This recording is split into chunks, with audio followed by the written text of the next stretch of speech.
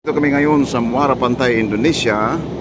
Ito na, may floating crane na padikit sa barko namin dahil maglo-loading kami ng coal dito sa puerto nila, guys. Pero ang loading is anchorage lang ginagawa. Alright, yan ang floating cranes. Pagkatapos nito, ang susunod ay yung kargada na, yung cargo barge. Ayun, padikit na, guys, dito sa starboard side namin. May nagabang doon sa proa na mooring man, dalawa, you know. Padungaw-dungaw pa, oh. Ang pangalan ng floating crane is Bark Carlun. Bark Carlun. Okay.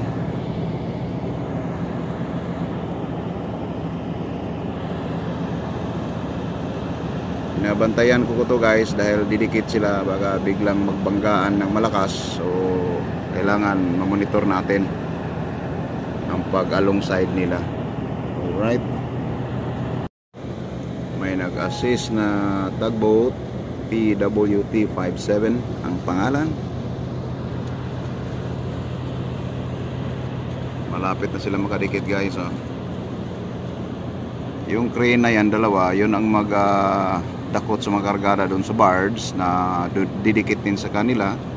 Tapos ibuhos nila dyan sa silo na yan, o, may imbudo dyan nila ibubuhos. Tapos pupunta na dito sa barko namin through conveyor.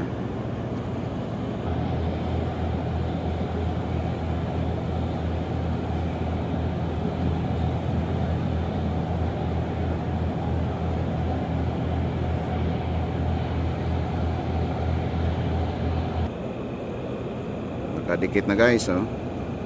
Binibira na yung mga mooring line nila sa mga mooring man doon sa proa. Yun.